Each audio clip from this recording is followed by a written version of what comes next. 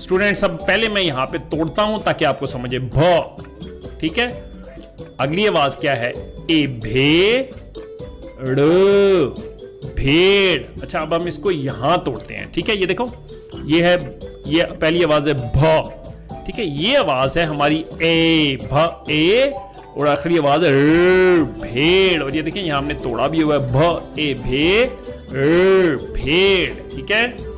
भेड़ क्या है जी? भेड़ आप सब लोगों ने जो गांव में रहते हैं उन्होंने रखी होगी या कहीं ना कहीं देखी जरूर होगी। भेड़ से ऊन हमें हासिल होती है और दूध भी हासिल होता है। अच्छा जी, ये बी लफ्ज पहले की तरह लेकिन इसमें थोड़ा सा मुख्तलिफ है। पहली आवाज क्या है? भ। अच्छा आगे आवाज क्या है?